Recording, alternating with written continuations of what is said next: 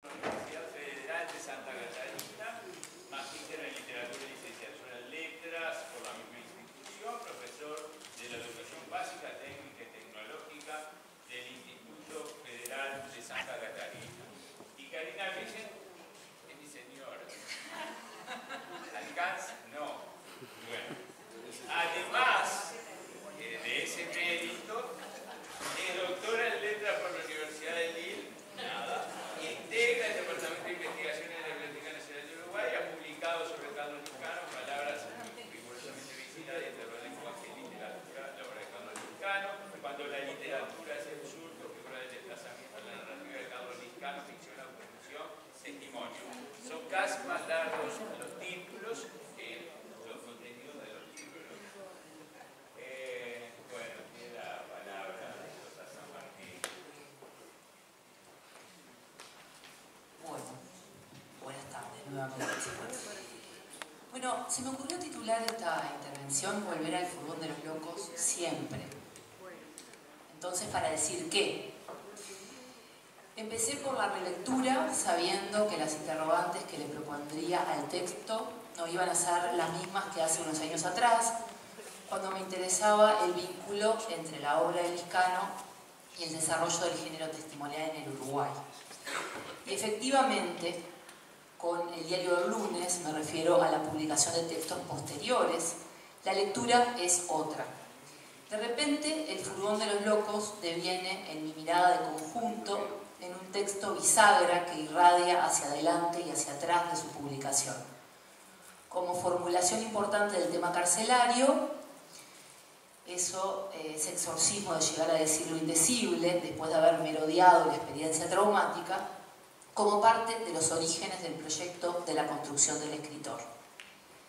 Existe una suerte de relación transtextual por gemación, permítaseme la metáfora proveniente del universo de la biología, por no haber encontrado mejor nombre, entre algunos textos de Lescano, un proceso mediante el cual, a partir del segmento de un texto que opera a modo de hipotexto, se forma uno nuevo, el hipertexto, la gema, que adquiere existencia propia. En el furgón de los locos, la segunda parte, que se titula Uno y el cuerpo, la más extensa, en la cual se plantea una cruda y lúcida exposición acerca de la tortura, ha resultado la parte más atendida. Junto a ella, la lectura de la salida de la cárcel, la condición desvalida de quien se enfrenta a una existencia trunca a la que le han robado años de vida. El relato del encierro y su después ya había sido analizado en algunas de sus aristas por Lescano antes del furgón de los locos, en un extraordinario ensayo titulado El lenguaje de la soledad, que hoy se comentó. Pero ¿qué más? ¿Cuál es ese hipertexto del que quiero hablar hoy, que tuvo su germen en el furgón de los locos y que luego adquiriría un brillo propio? Me refiero al relato de la historia de los padres como inicio de la construcción del escritor. Un enfoque que aleja esta narración del género testimonial y la acerca al conjunto de los textos autobiográficos, entendidos estos siempre como reverso del problema de la grafía del bios propio, es decir, el problema de la escritura y la identidad. Cito: es claro que al intentar contar cómo eran mis padres, no estoy contándolos a ellos, sino que me estoy contando a mí mismo. La cita pertenece a los orígenes, momento en el cual este tema adquiere, podríamos decir, formulación textual propia. Pero contar a sus padres para contarse a sí mismo resulta en Lescano una tarea diferente en 2001, cuando se publica El furgón, que en el 2019, cuando se publica Los orígenes. En el primer caso, aún quedaba un extenso proyecto de escritura por recorrer.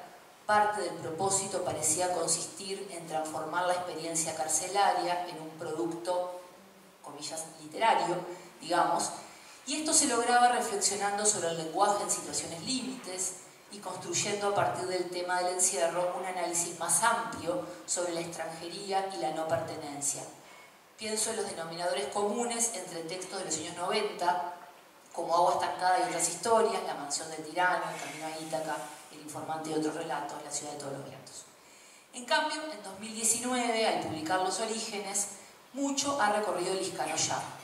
La reflexión sobre la escritura y la figura del escritor en gran medida ha sido formulada en textos importantes, como El escritor y el otro, El escritor indolente, la primera parte de Vida del Cuervo Blanco.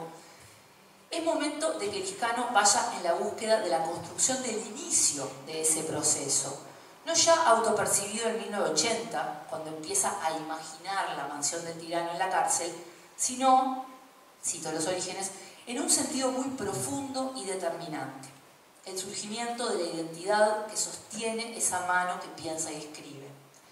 En algún punto, el buceo por la etapa del tema carcelario pareció haberse agotado en los últimos años, y de hecho textos como El lenguaje de la soledad y El furgón de los locos nunca se pensaron dentro del gran proyecto titulado La construcción del escritor, el que sería el último de su vida. No obstante, rescato este registro de septiembre de 2014, en el cual Liscano entiende que estos textos forman parte de la obra en la que ha construido su identidad. La cita pertenece a los diarios que acompañaron al escritor hasta la muerte, los cuadernos 60 que ya hemos mencionado, solo publicados muy fragmentariamente.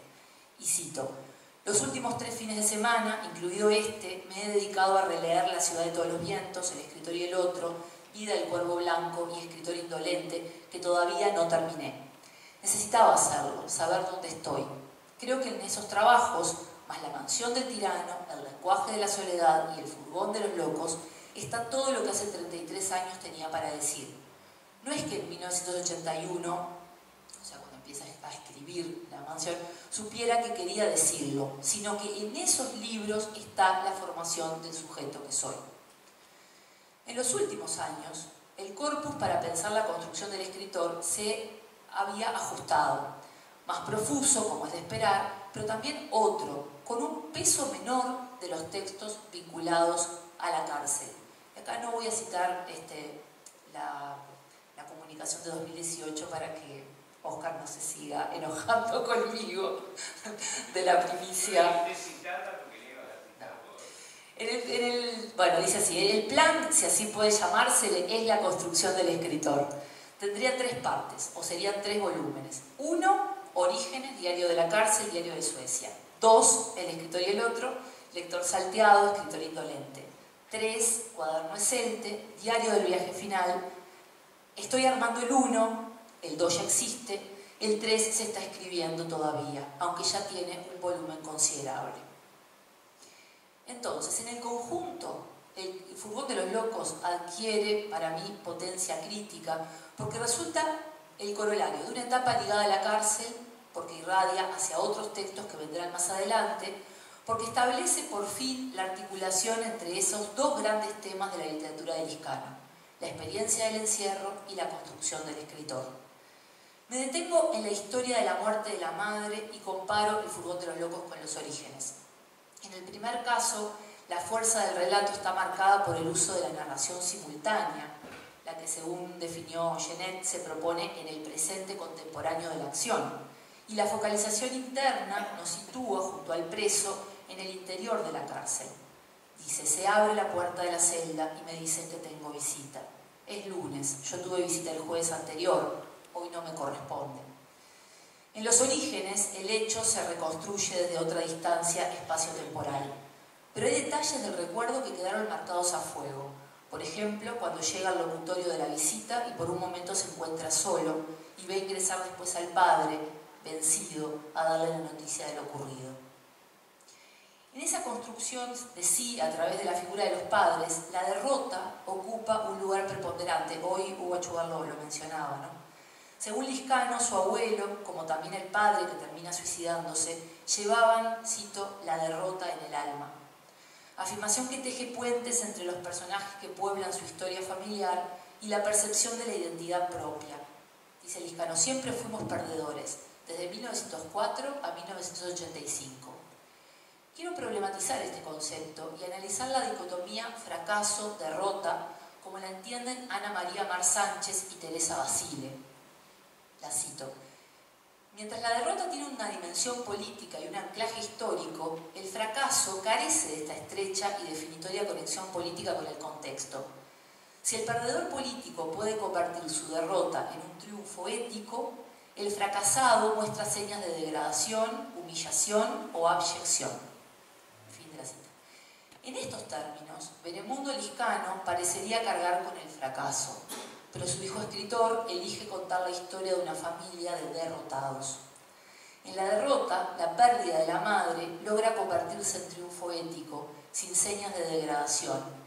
Es enterarse de su muerte y tener la fortaleza de no desmoronarse y de volver a la celda para continuar las clases de idioma español con el compañero, porque, citó el Furgón, a mi madre le hubiera gustado que yo siguiera adelante sin quebrarme. En este texto, la experiencia de la pérdida familiar se integra a la carcelaria, en la cual disimular el dolor y resistir son objetivos que se imponen. Para Liscano no es momento de bucear en la tristeza de la ausencia irreparable, porque el relato además busca narrar la tortura con el arrojo con que este texto se hunde en las entrañas del horror. La recuperación de los cuerpos de los padres, relatada en un testimonio sobre el terrorismo de Estado y además publicada en Uruguay en 2001, adquiere tintes políticos más que autobiográficos. La consigna está clara. Quienes sobrevivieron a la dictadura en la cárcel necesitan recomponer los escombros de una vida no vivida, de alguna manera, y saber dónde se encuentran sus muertos es un derecho inalienable en cualquier circunstancia. Pero otro hipertexto ha comenzado a gestarse. Me llevará años organizar los recuerdos, las imágenes de aquella mujer, escribe Liscano, y nacerá plenamente con los orígenes 18 años más tarde. En 2019 no quedan razones para disimular, y lo cito, algo tan enorme como la muerte de una madre de 45 años. Organizar la reconstrucción de la figura materna cuando ya se es un hombre viejo y esa mujer ha quedado fija en esos 45 años de edad para siempre, significará para Liscano otorgarle también a ella el poder de narrar su propia historia, homenajear el sentido profundo y determinante que los une. Esto ocurre en el fragmento del Furgón de los Locos incorporado como epígrafe en los orígenes. Cito: entre todos los recuerdos tengo uno, algo que ella me contó y que será el que más quiero. Mi madre es niña, vive en el campo, en una familia con 5 hermanos. Para ir a la escuela tiene que caminar varios kilómetros. Mi madre tiene un par de zapatillas para ir a la escuela, que solo puede usar para ir a la escuela. Es invierno, llueve, mi madre corre descalza por el campo, envueltas y bien guardadas en la cartera, lleva las zapatillas. Existe un vínculo intenso entre la construcción identitaria, en este caso unido a la del escritor, por supuesto, y el rol de la figura materna como narradora del origen. Somos, en primera instancia, lo que nuestra madre nos ha contado que somos. Extraigo un fragmento de 2015 escrito en Cuaderno ST1. Me contó mi madre que cuando era muy niño, 2 o 3 años, tuve una enfermedad en la piel. Me rascaba mucho la cara, hasta sangrar. Entonces me ataron las manos a la cama, meses. Cuando me curé, no sabía usar las manos, jugaba con los pies. Entonces yo me pregunto, ¿qué relación tiene esta anécdota con el hecho de que Liscano siempre mencionara la torpeza de sus manos, a pesar de una vida también dedicada a las artes plásticas? Y con la escasa valoración que le otorgaba esta actividad con respecto a la literatura, con el hecho de que nunca dejara de considerarlo un juego de manos, como se titula uno de los libros. Vuelvo. El relato de la muerte de la madre se continúa en el Furgón de los Locos y en los orígenes con la muerte del padre. Dadas las circunstancias de esta otra muerte, se establece un vínculo entre experiencia y escritura diferente, porque el dolor se acompaña de ira e impotencia. Cito el Furgón: acaban de decírmelo y decido que aquí no ha ocurrido nada. Me cierro como una piedra. Quedaré así años. Odio a mi padre. Lo odio porque se mató, porque no pensó que yo lo necesitaba, que todavía lo necesito. Fin de la cita. Luego, la aceptación y la comprensión intentarán ganar terreno con el paso de los años. Me pregunto si la necesidad de que el suicidio se vea como un acto de amor y de coraje del padre no encierra un corrimiento desde el fracaso a la derrota, en los términos en que formulaba estas categorías hace un momento. En los orígenes del suicidio del padre se analiza con otras herramientas, se busca racionalizar el proceso. La escritura viene a cumplir su función terapéutica.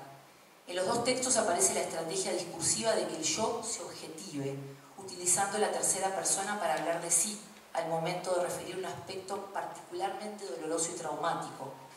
En el Furgón de los Locos, a partir del momento en que comienza a narrarse la tortura, el yo pasa a ser el preso, el detenido y más adelante el torturado. En los orígenes, el yo es el hijo de suicida y esto le permite establecer los lazos y reconocerse en las etapas de un duelo que otros, como él, también han padecido. Cito: el hijo de suicida integra una especie de cofradía. Es gente que carga un secreto familiar que no puede compartir con nadie, excepto con un cofrade. Como planteé en otro momento, la manera de enfrentar el dolor de los recuerdos es organizándolos como retórica de la memoria. El concepto es de Alberto Giordano. Y desplegar estrategias desde el presente para que el yo pueda apropiarse de su pasado y autofigurar su historia. Es decir, dicho pasado, a pesar de su naturaleza traumática, no logra narrativamente inquietar ni desestabilizar el presente del yo. La mirada que Los Orígenes realiza después de 4 décadas de la figura de aquellos padres fallecidos posee algo de cierre, de despedida. El acto de recordar la búsqueda de sus cuerpos adquiere su dimensión autobiográfica más plena, como evaluación en retrospectiva de una existencia propia que también se acerca al final y debe ir cerrando procesos. Cito: entonces cumplí con la obligación de todo hijo, la de enterrar a sus padres. Eran gente humilde, trabajadora, fueron buenos padres.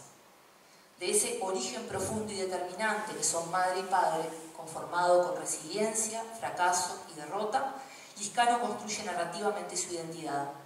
De la misma manera que el niño aprovecha el tiempo del nacimiento de su hermana, sentado solo en una sala de espera para entender el funcionamiento del reloj, el encierro que otros le imponen devendrá en fortaleza y crecimiento y aprender a escribir. Digamos que a comienzos de los 80 el proceso se inicia con una confianza firme en que con voluntad propia se puede. Una nota del autor a La mansión del tirano afirma: con poco más de 30 años me hice el propósito de siempre intentar conducir mi vida, o dicho más ajustadamente, de no permitir que otros condujeran mi vida. Con el correr de los años, tal confianza va cediendo paso a la toma de conciencia del universo de lo posible en el que se enmarca quienes somos. Los orígenes de la construcción identitaria van migrando desde la etapa carcelaria hacia la historia familiar. Cito nuevamente el diario en 2015. Fue como fue y por eso ahora todo es como es. Lo que fue, ¿pudo haber sido de otro modo? No, porque lo que fue tenía raíces en lo que había sido antes, raíces que venían de los orígenes, de antes de que yo naciera. Para el cierre, observo que todos estos textos a los que me he referido, a su vez, rodean un tema que nunca termina de formularse del todo, porque parecería encontrarse en una especie de terreno de lo ominoso. Me refiero a la pérdida de sentido de la vida, marcada por la experiencia militar durante la adolescencia. De ahí que mis reflexiones finales se dirijan a Esperando a los tártaros, el último libro publicado por Liscano en vida hace apenas unos meses. La escritura recupera nuevamente su finalidad terapéutica: poner en palabras aquello que durante mucho tiempo no se pudo decir. Los Orígenes no había ahondado en la narración del pasaje por la Fuerza Aérea, quizás porque aún no podía hacerlo, pero dejaba ese brote lo suficientemente asentado. Cito Los Orígenes: estoy haciendo un esfuerzo por contar esto. Han pasado 48 años. Nunca antes me pareció importante escribir sobre el asunto. Tampoco nunca antes estuve dispuesto a contarlo. Me pregunto qué habría pasado con mi vida si en vez de aceptar la imposición de mi padre de que siguiera la carrera militar, me hubiera negado. El peso que Liscano le asigna a este pasaje por el universo militar resulta crucial, en tanto lo entiende la causa última de los sucesos posteriores más importantes de su vida: rebeldía del régimen castrense, militancia en el MLN, cárcel política, muerte temprana de los padres durante su encierro, migración a Suecia. Cito: lo que habría querido por encima de cualquier otra cosa es ver envejecer a mis padres. Si cuando salí de la cárcel mis padres hubieran estado vivos, seguramente no me habría ido de Uruguay. Las falencias de la lógica causal de esta secuencia saltan a la vista. ¿Por qué establecer una relación directa entre experiencia de la Fuerza Aérea y participación en la guerrilla, como si esto no hubiera tenido opción? ¿Por qué asumir que los padres habrían podido envejecer de no haber estado preso? Pero el análisis de la encrucijada especulativa no aporta demasiado. Lo relevante, creo, es observar la construcción memorialística, la verdad del yo creada en lo escrito, eso que para Leonor Arfuch constituye el sentido del valor biográfico, más que el cotejo insalvable entre el que escribe y el que es escrito. En Liscano se asume, en todo su peso, que cada decisión marca un rumbo y desecha otros posibles. y en eso consiste el ejercicio de la libertad y sus límites. Sartre, Dixit.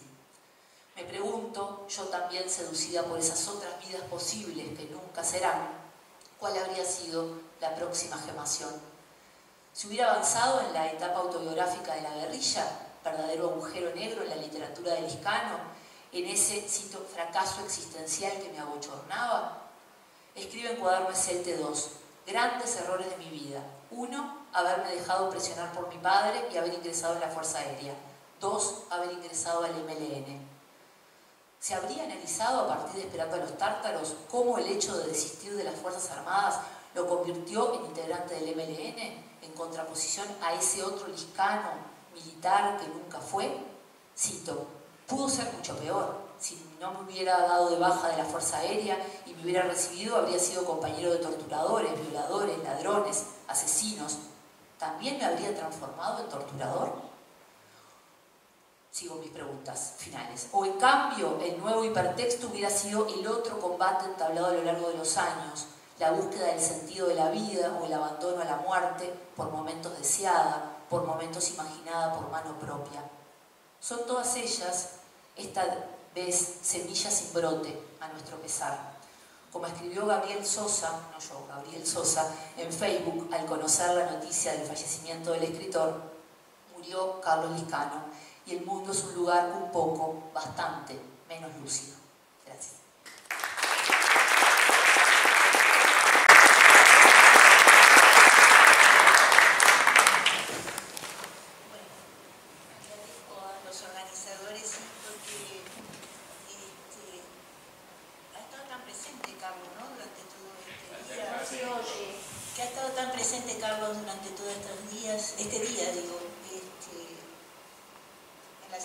En las palabras, en la inteligencia, en todo, que me parece que es un homenaje precioso que han logrado, que hemos logrado todos, ¿no? Estando acá. Yo, la verdad que había escrito un poco, o había prestado poca atención a la poesía de Carlos, y para pensar algo, para hacer este encuentro, me puse a revisar los manuscritos de la cárcel. Y bueno, y ahí empecé a ver que había algo de la poesía que me parece que debía ser pensado. Y esto, bueno, es como una inicio, ¿no? Después de la muerte, con su cierre arbitrario e inapelable, se ha vuelto más nítida la dimensión del proyecto artístico que Carlos Liscano concibió en una cárcel para presos políticos y en el que persistió hasta el final de su vida. En los comienzos, crear al escritor le permitió lanzarse hacia el futuro. Después de salir de la cárcel, realizó un movimiento hacia atrás y hacia adelante para recuperar parte de lo gestado en la cárcel y avanzar según los cambios que la vida y su idea de su literatura le exigían. A pesar de numerosos traslados, conservó cuidadosamente sus papeles y una vez vuelto definitivamente a Montevideo, organizó su archivo, fuente de creación y espejo en el que mirarse. La realización de aquel proyecto inicial no fue lineal. Hubo bifurcaciones y crecimientos tal vez inesperados. Gabriela Sosa, había leído el trabajo de Gabriela, la voy a citar, soy la primera en citar. Gabriela Sosa usa la imagen de la gemación y posiblemente sea la más adecuada para dar cuenta de esta deriva a un tiempo lógica e imprevisible de su obra. La forma de crecimiento es la ramificación a partir de un tronco que fue elaborado por la escritura en la cárcel.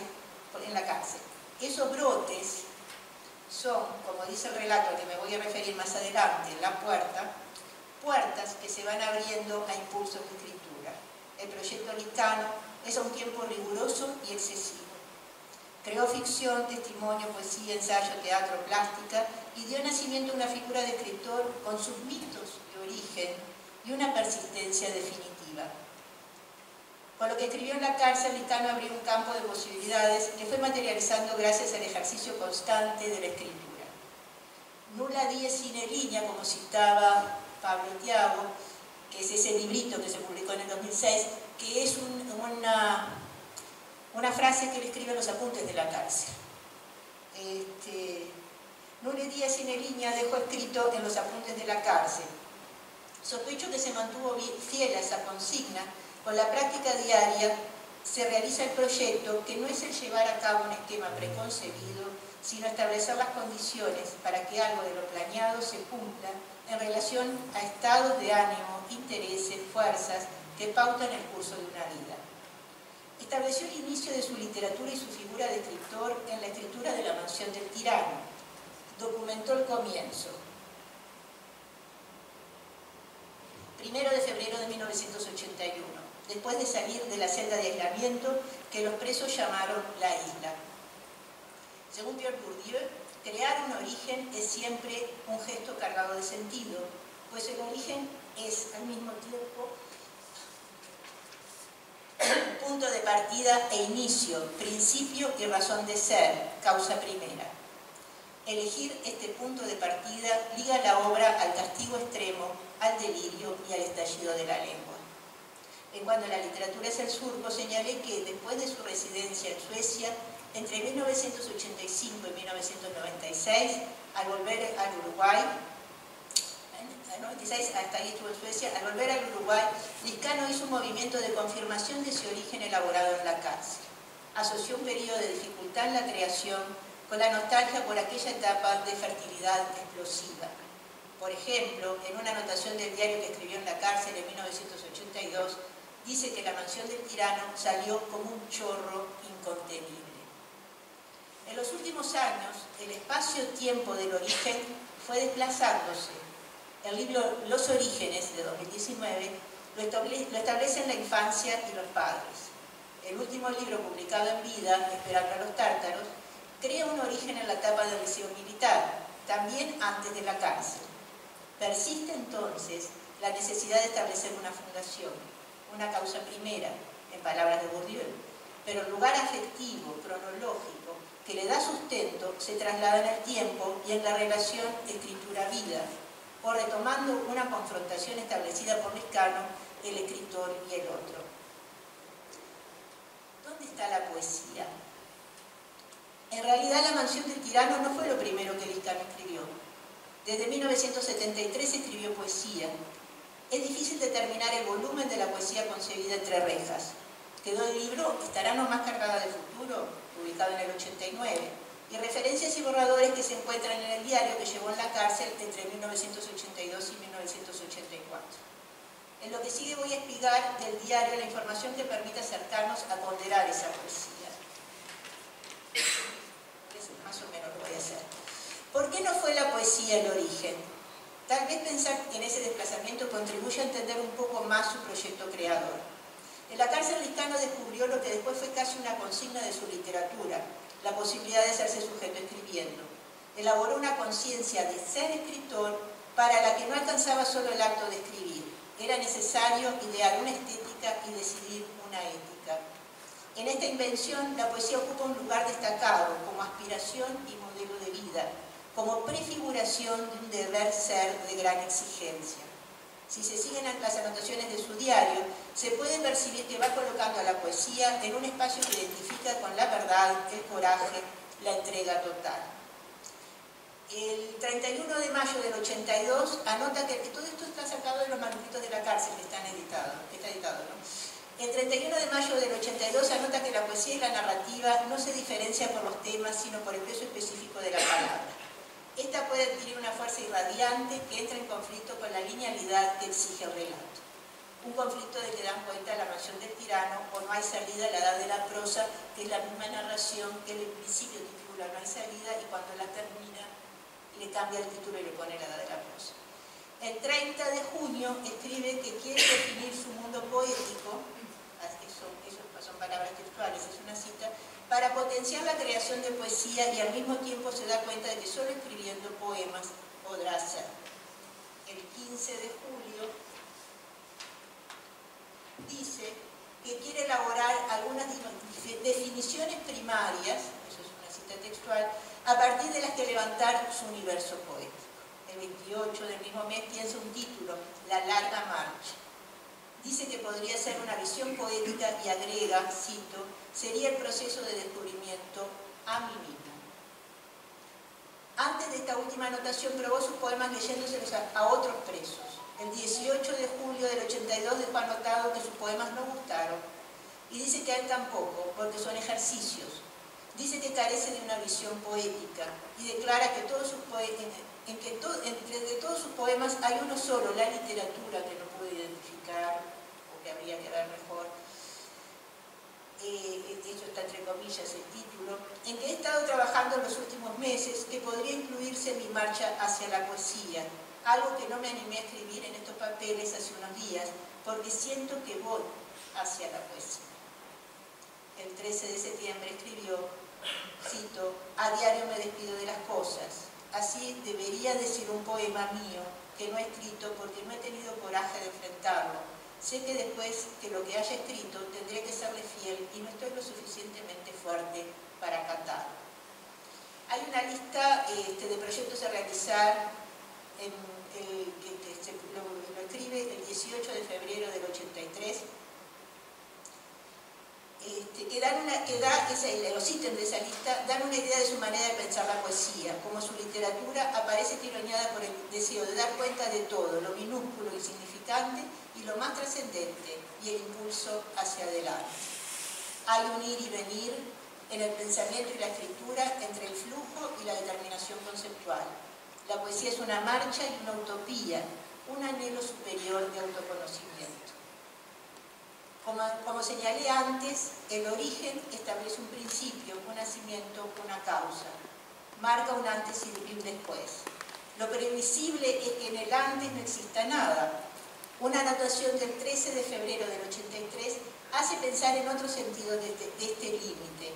En esa fecha hizo un balance del material que venía trabajando, los puntos, dice, bosquejo y notas de la mansión del tirano, y la segunda parte de No hay salida, un juego con las palabras que consiste en cambiar letras y agrega, cito textual, algunos poemas de la vieja época, de escritor furtivo, poemas y notas para la larga marcha, 3 cuentos y varios. Cierro la cita. Me parece significativa esa manera de distinguir momentos de su poesía. Por un lado, la vieja época de escritor furtivo. Por otro, los poemas que considera bajo el rótulo La larga marcha. El término furtivo tiene los sentidos de escondidas sin permiso. En este caso no parece referirse al contexto de la cárcel en el que escribía de esa manera, sino a una legalidad establecida en su literatura, su acta de nacimiento con la mansión del tirano el 1 de febrero de 1981. En 1984, cuando los indicios del fin de la dictadura se acumulaban, piensa reiteradamente en la figura del poeta. El 27 de febrero liga el escribir poesía a una manera de ser y vivir. Leo esta cita, dice, para hacer poesía hay que vivir en poesía, o sea, hay que ser poeta. Tiene que haber no un quehacer, actividad, trabajo poético, sino un punto de vista, el foco de luz de la poesía, que algún rato en el correr del día se enciende y ve las cosas de donde sacará la poesía. Esto no significa que la actividad que se desarrolle tenga algún especial encanto poético a priori, sino que la poesía, esta es una definición que no alcancé al principio, es una actitud ante las cosas y la vida. Así la poesía es una actitud del que vive, una actitud constante, o por lo menos entre dos momentos, cuando se enciende el foco, que hará ver lo poético, y cuando se lo escribe. La poesía es una manera de ver y una forma de vivir. Me salté una cita que es muy linda, pero está escrito ahí en los manuscritos de la cárcel. Traza una ética heroica implacable de sacrificio y apostolado ligada a la poesía. Y me voy a referir al libro Estará nomás cargada de futuro. De la poesía escrita en la cárcel quedó el libro Estará nomás cargada de futuro, publicado en 1989. En la portada se informa: escrito en la cárcel de Libertad en Montevideo y en Estocolmo, 1973-1987. El libro reúne 52 poemas numerados, algunos con títulos, 46 escritos en la cárcel y 6 posteriores, 4 en Montevideo y 2 en Estocolmo. De los 46 poemas carcelarios, unos pocos están fechados. Yo ahí hago un rastreo un poco minucioso de las fechas, que no me lo voy a saltear. Me quiero referir a un poema que aparece en una lista, de esas listas que hacía en la cárcel del escrito y por hacer, y en esa lista escribe un poema a las palabras, ¿no? que ha escrito un poema a las palabras, y es probable que ese poema a las palabras, que no hay nada más que eso, que ese título, haya sido el punto de partida del poema 34 titulado Las palabras, que estará nomás cargada de futuro. Tiene 2 estrofas, la primera empieza: quiero ser verdadero, admiro de los hombres la palabra, las palabras que ordenan el mundo o lo destruyen. Y los últimos versos de esta estrofa primera dice: la palabra que quise para mí, la del poeta, pero para el poeta, ¿cuál? La única, la palabra responsable, exacta, pero si todas las dije, cumplí, serví. En la misma lista hay otro poema referido como Solidaridad, que tal vez haya sido el germen del poema 46 del libro.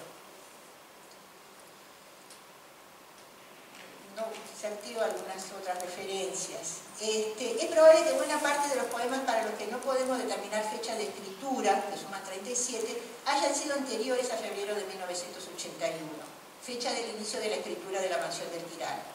El orden del conjunto de los poemas de Tarano más cargada de futuro no es cronológico.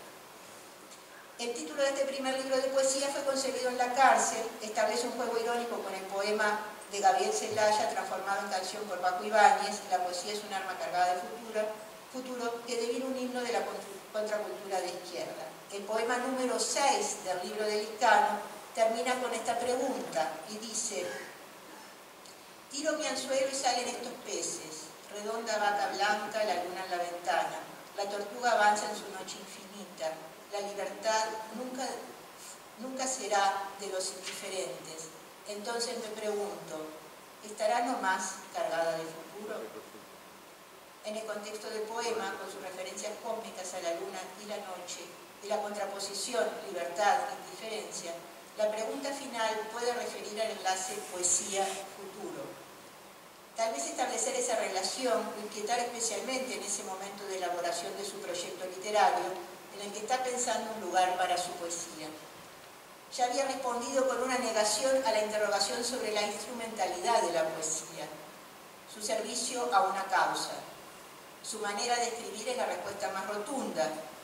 Dice en el poema 4, que estará no más cargada de futuro, lo leo: héroe del letargo y la paciencia, la roja llamarada de los estandartes me apasiona. Férrea ley de mis poemas, escribir para no decir nada. Son muchas las anotaciones que permiten justificar la duda sobre la afirmación del libro de Celaya. El 25 de noviembre del 83 anotó en el diario que preparó un cuaderno de ejercicios que tituló La literatura y otros cuentos, en el que recogió el libro de poemas que considera, se está refiriendo a Tarano más, cito, un librito con poemas de circunstancia, casi todos ellos relacionados con nuestra vida acá. Algunos poemas escritos entre el 73 y el 83 y fragmentos de No hay salida bajo el título La edad de la prosa. En el título de este cuaderno, la palabra cuentos, más que referirse a un género literario, parece referir al sentido comprendido en expresiones como hacer un cuento o puro cuento, es decir, inventos, fábulas, mentiras, palabras para entretener y pasar el rato. Es una manera de postular irónicamente la gratuidad de la literatura que concibió como un juego y una necesidad. La poesía de Tarano más cargada de futuro dialoga con textos de otros, reflexiona sobre la poesía, recupera zonas de la memoria, plantea la inquietante visión de un doble, formula preguntas sobre el sentido de la existencia, ironiza sobre la perspectiva y sentimientos de quien escribe. Todos rasgos que comparte con las narraciones que Liscano escribió a partir de 1981. Pero a diferencia de la prosa proliferante y excesiva de La mansión del tirano o de La edad de la prosa, esta poesía es esencialmente despojada, es en cierto sentido clásica por su tendencia a la simplicidad. En ese impulso fundacional primero puede pensarse que el título La edad de la prosa, encontrado al final de la escritura de la narración, que llamó mientras la escribía No hay salida, establece una contraposición implícita con una edad de la poesía no formulada, pero pasible de ser colocada como aspiración futura. Un poeta que escribe cuentos. El cuento La Puerta, escrito en la cárcel, publicado, publicado en la mente de otros poetas carcelarios, tuvo un primer apunte como borrador en la narración ya citada No hay salida. Me voy a saltear esa cita, simplemente voy a recordar, después está un cuento que se llama La Puerta, que publicó en el Método y otros poetas carcelarios, escrito en la cárcel y que reescribió a la salida. Giuseppe Gatti enmarca su fino análisis de La Puerta en el problema de las elecciones infinitas y la incertidumbre que generan. Recuerda el furgón de los locos y la situación de quien sale de la cárcel para empezar de nuevo, con todo por hacer y decidir. Evoca un sueño recurrente contado por el narrador del furgón. Cito: después de vivir 15 años en libertad, todavía, cada vez menos, alguna noche, vuelve la pesadilla. Estoy en mi casa y vienen a detenerme. Sé que están allí, en la puerta, y van a entrar. La puerta es la posibilidad de pasaje entre mundos, el encierro, la libertad, el sueño, la vigilia, sin que la dirección de ese pasaje pueda ser prevista. Esto vuelve especialmente inquietante la imagen. Gatti relaciona también el cuento al laberinto. La puerta narra un desplazamiento sin fin, una deriva que se vuelve laberinto. Una palabra lleva a otra palabra. Puede ser el resumen de una poética, más que la función referencial del lenguaje, la libertad asociativa de las palabras. La Puerta descubre en la prosa los mecanismos propios de la poesía. La poesía entonces se integró al proyecto narrativo de Liscano y siguió existiendo en forma paralela en algunos libros de gran concentración lingüística y conceptual que desde su independencia como objeto dialogan con lo que produce en los otros espacios de su creación. Estará la marca del futuro del 89, Miscelánea Observante del 95, La sinuosa senda del 2002, formulan las ideas y los problemas que al mismo tiempo la prosa está planteando. Termino con una cita. El comienzo del poema 2 de La sinuosa senda dice: escribir para ser y solo ser eso que se escribe. La poesía siguió siendo invención, utopía y aspiración de ser. Lo que me había resultado más desconcertante cuando empecé a preparar esto es eso, esa escasa dimensión visible de la poesía, que en realidad son 3 libritos muy pequeños, y creo que ha sido sustancial en todo el proyecto poético, porque cada uno de ellos es muy hermoso, pero al mismo tiempo hizo ese movimiento de integrar la poesía a la creación, ¿no? En esa manera de crear una prosa, de ser un escritor que escribe, de un poeta que escribe cuentos, ¿no? De crear una prosa que en definitiva es la perspectiva de un poeta. Bueno.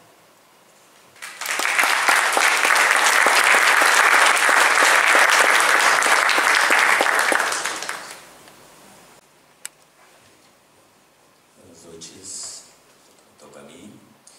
Les agradezco a Gabriela y Oscar por la invitación. Es un honor, pero tremendo estar acá. Y es un coloquio que está lindo, pero no sabemos, es muy importante. Es un marco, me parece. Y también me gustaría agradecerle a la distancia Liliana Reales, que me presentó los primeros libros de Liscano, ya por los 2000 algo, no me acuerdo del año exacto, y ella me conoció en Francia y llevó algunos libros a Florianópolis, y tomar de ese tipo que es tremendo, impactante, y desde ahí estoy acá. Y un saludo a Mónica Cardoso, que es escritora, y te tengo un libro, ¿no? Y te diría lo siguiente: mejor no escribas, que significa ojalá te vuelva a leer, ¿sí? Y bueno, voy a modo de Liscano repetirme, entonces pido disculpas a la gente que sabe lo que voy a hablar, ¿no? Y sí, un pequeño recorte de mi tesis doctoral, y trato de trabajar con los textos apuntes de Liscano, carcelarios y el primer romanticismo. Y bueno, para quien no leyó mi texto, quizá para algo sirva, ¿no? Voy a leer quizá un poquito rápido, intentar no comentarlo para respetar el tiempo que tengo. Digo, Liscano al empezar a escribir en prisión tiene una cierta pobreza en su formación como intelectual, un diferencial que ciertamente balizó su obra en una dirección reflexiva. Uso pobreza acá, entre comillas, un casi concepto y no con una palabra despectiva, ya lo verán. La supuesta carencia formativa sugiere un diálogo con la literatura leída en prisión, con menos interferencias de presupuestos teóricos y críticos.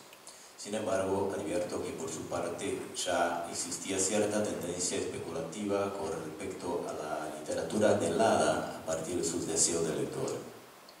Prueba de ello son sus apuntamientos en la cárcel, un registro de lecturas, no precisamente sus favoritas, en las que los temas anotados se convierten en motivadores de reflexión sobre temas literarios y filosóficos. Benjamin, ruina en el que muchas voces le susurran, de ahí su desvarío controlado o dirigido. De tantas lecturas fundamentales para la idealización de sus primeros escritos en prisión, Liscano parece haber seleccionado algunas que problematizan cuestiones inherentes al pensar sobre la literatura, y mi tesis es de que sus lecturas sobre el romanticismo alemán y de las huellas de este movimiento en la literatura leída en la cárcel por el escritor uruguayo son las que desencadenan la singularidad de su obra en cuanto a su sesgo teorizador y crítica inmanente, además llevándola a trabajar con una de las fuerzas que contaminan su obra en su conjunto, que es la reflexión. Como punto de partida de lo aquí planteado, fue determinante la voz del propio escritor en una entrevista concedida a mí en 2010, cito Liscano. Los románticos alemanes que me impresionaron mucho, y ahí se refiere a la lectura de la cárcel, sigo Liscano, pensé, estoy haciendo mi herencia propia, con lecturas desordenadas, estoy haciendo mi biblioteca caótica, y eso se mantiene hasta ahora, en el sentido en que no me siento en esa literatura latinoamericana más conocida, como fue comentada. Me acuerdo de que leí un libro sobre los románticos alemanes, estando en la cárcel, y quedé fascinado. De ahí me puse a leer los románticos alemanes, lo poquito que podía. Y cuando estaba en Barcelona o Copenhague, en 1986, fui a buscar el libro ese sobre los románticos alemanes, pero estaba fuera de catálogo, había desaparecido y tal. Y termino la cita. ¿Y qué tiene que ver un uruguayo con los románticos alemanes? No lo sé, pero a mí me fue importantísimo. Fin de cita. Luego me encontré con el libro al que se refería, el mismo que Liscano tenía en sus manos en la cárcel, una antología del romanticismo alemán titulada El entusiasmo y la quietud, organizada por el poeta, narrador y ensayista catalán Antoni Marí. Además, como clave fundamental, las notas que el escritor Liscano fue tomando de sus lecturas en la prisión durante muchos años, en las que también se encuentra referencia a los románticos alemanes y por tanto posibilitan las conexiones que percibo plasmadas en sus escritos.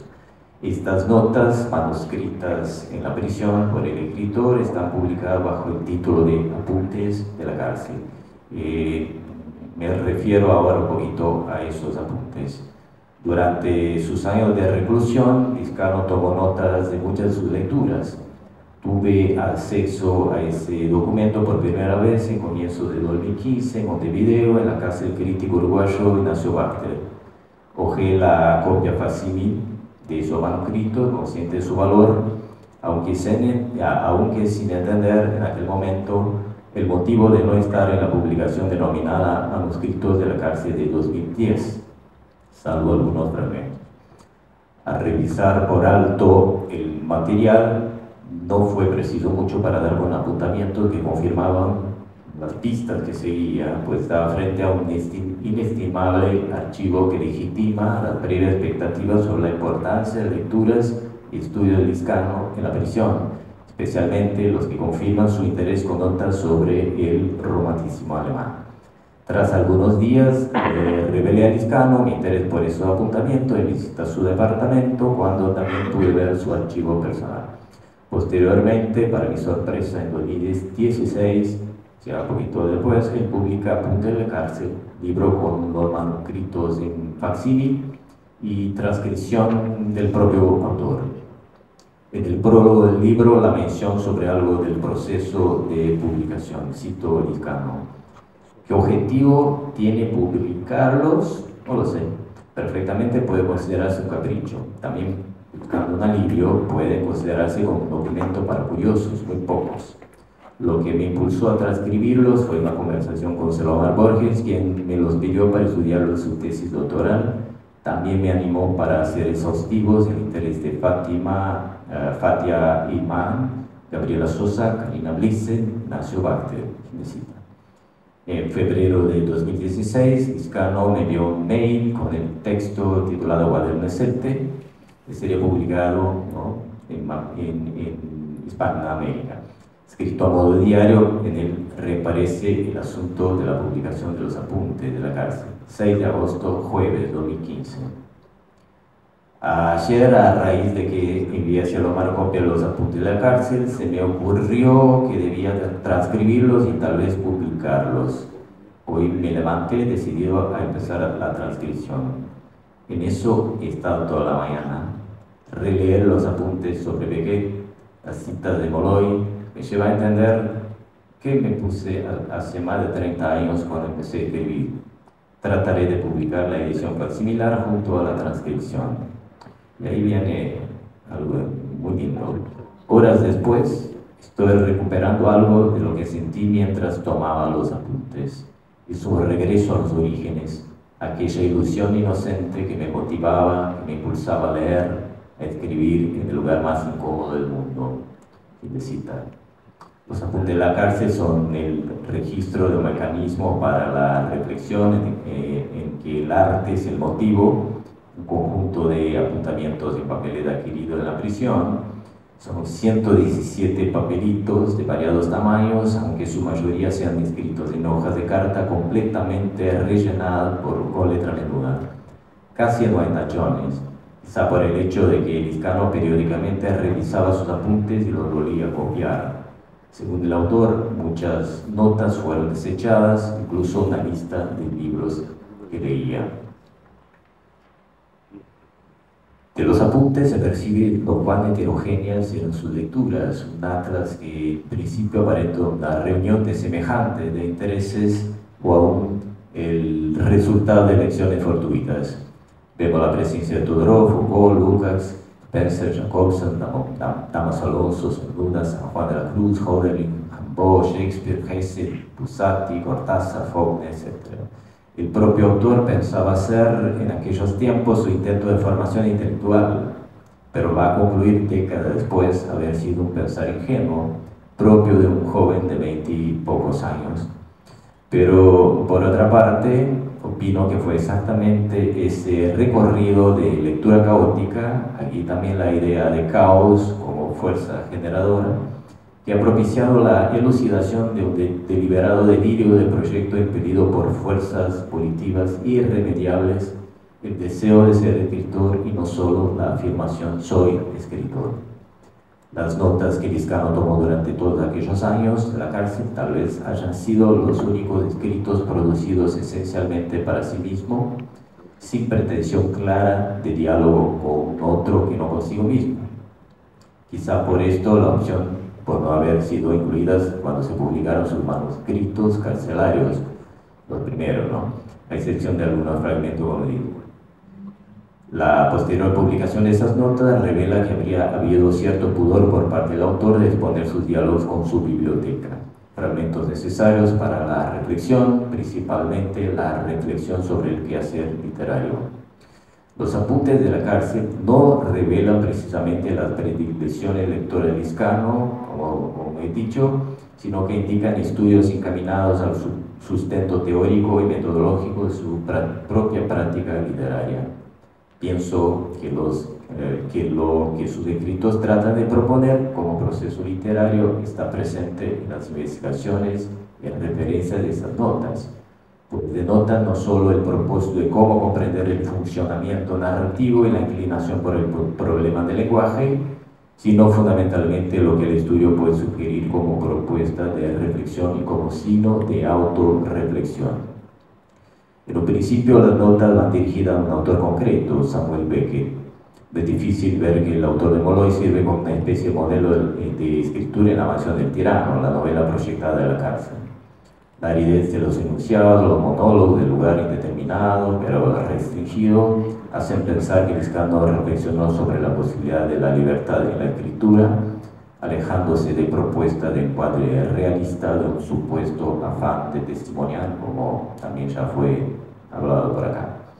Al mismo tiempo apunta a una situación de clausura, junto con las transcripciones de extractos del biógrafo de Beckett. Otras citas como la de Proust, por ejemplo, demuestran una lectura que busca ir más allá del propio Beckett y refleja las opciones de Liscano al pensar con escritores que discuten temas relacionados con la cuestión de escritura y escritor.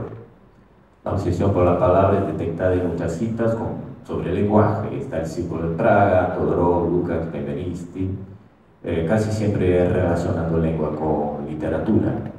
Asimismo, escritores, filósofos, Joyce, Barthes, Lautréamont, Nietzsche, Freud, Bergson, Baudelaire, Rimbaud, Satie de nuevo, Foucault, etcétera, etcétera, etcétera, que formarán parte de su marco teórico y se proyectarán en sus escritos en la característica de intertextualidad acompañada del fragmento, forma contingente de la que Liscano nunca pudo privarse. Aún así, y eso es decisivo para este análisis, hay parte de sus notas de citas que remiten al romanticismo alemán, como dije, en particular a nombres relacionados con los llamados románticos de Jena o Jena, como algunos dicen, o que de algún modo interfieren en las discusiones de ese grupo con los propios pensadores del idealismo alemán. Igualmente, en relación con una serie de intelectuales que obraron a partir de la lectura atenta y profunda de ciertos conceptos tratados a partir de la segunda mitad del siglo XVIII, es decir, ese periodo espacio de discusión de los primeros románticos que tendría que volver una y otra vez a sacudir el pensamiento más allá del tiempo y la geografía, como aclara Jean-Luc Nancy. Y como ya he referido, en los apuntes de la cárcel encontramos citas de la antología del romanticismo alemán, y con ese texto en mano, Liscano adentra en un estudio de algunos escritores y pensadores de ese momento. La antología fue publicada en 1979, eso quiere decir, aunque no tenemos datos precisos, que su publicación no dista mucho del ingreso de un ejemplar en la Biblioteca del Penal Libertad. Este libro lo considero decisivo para Liscano, pues le permite acercarse a la reflexión estética de ese momento romántico, no tanto en su base cronológica, sino filosófica. También en la antología están presentes todos los nombres fundamentales que orbitan la revista Ateneo, el grupo de Jena, los hermanos August y Friedrich Schlegel, Novalis, Noche, ¿no? Ahí está el libro de dibujos de Noche, y hay citas de Novalis sobre la noche en los apuntes de la cárcel, y entre otros. Además, algunos que no se encajaban exactamente en un grupo. También los pensadores Fichte y Hegel, es decir, aunque sea brevemente, tenemos un panorama considerable del primer romanticismo con todas sus contradicciones y fisuras, pero también con ciertos puntos que apuntan a un movimiento reflexivo. Se caracteriza por la institución no precisamente de la teoría de la literatura, sino, como dicen la Coulabart y Nancy, la teoría misma como literatura, o la literatura produciéndose a sí misma y produciendo su propia teoría. Es importante señalar que algunas transcripciones literarias del texto de Marie se encuentran en los apuntes de la cárcel Liscano. Recupero nuevamente lo que me dijo Liscano personalmente más de una vez, de que los románticos alemanes le causaron una gran impresión y que se preguntaba el porqué de ello. Pues bien, para mí parte de la respuesta se encuentra en las transcripciones de puño y letra del propio Liscano, o sea, lo que pudo leer de los románticos alemanes y que resuena en sus textos de prisión. Un ejemplo de esto es toda la discusión metalingüística y sobre el yo en sus escritos. Podría parecer que esto se debe a una serie de lecturas sobre la crisis del lenguaje en el siglo XX y por un interés en la primera persona de la narración, lo cual es cierto, pero solo en parte. Seguramente Liscano se posibilitó una lectura atenta de los textos presentes en la antología. El impacto en él propulsó su salto anacrónico a una diversidad de temas que le ayudaron a leer teóricamente su biblioteca. De Friedrich Schlegel, El fragmento del infinito. De Schleiermacher, la reflexión sobre una línea divisoria de dos diferentes naturalezas del hombre, la diferencia del artista, el que produce obras y aquel que se forma a sí mismo, ya estaba ahí. Al leer a Schelling, Liscano tuvo acceso a una iniciación en su sistema filosófico y en consecuencia de Kant y de Fichte, aquí en parte de estos. Y ahí, bueno, voy a saltar un poquito porque se toma el tiempo, ¿no? Si por un lado indico aquí una lectura en la que se enuncia un Liscano que da su salto anacrónico hacia el primer romanticismo, especialmente con respecto a la reflexión, también destaco y evalúo las características contemporáneas en sus textos, como la obra abierta, la diseminación de significados, etc. Aunque por su parte tales características no contradicen absolutamente las discusiones y afirmaciones del grupo de Jena, por el contrario, sugieren una posible confluencia de puntos aparentemente conflictivos hacia problematizados. Esto indica, en un ámbito más amplio, que también hay una contaminación en parte de la literatura del siglo XX de teorizaciones e ideas construidas por ese pequeño grupo, por ejemplo, la mezcla de género, la crítica acertada de la obra, etc. Y parte de esas conexiones Liscano supo coser en su peculiar forma en lecturas en la Biblioteca del Penal Libertad, aunque muchos de los escritos leídos por él probablemente no eran conscientes del hecho de estar dialogando con el primer romanticismo, los escritores, digo. Y bueno, ya termino, ¿sí? Si bien Liscano tuvo un intenso diálogo con la literatura leída en prisión, es la reflexión consigo, teniendo en cuenta la relevancia de 23 horas al día en la celda, lo que cimienta su recorrido literario. Así que trabaja sus textos pedazos en la cárcel a partir de una biblioteca carcelaria, esa que también aparece fuera del espacio y del tiempo. Y bueno, como Alfredo nos ha dicho acá muy bien.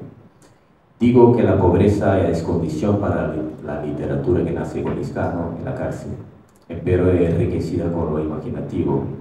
Su literatura en su conjunto refleja esta valoración y reflexiona sobre ella.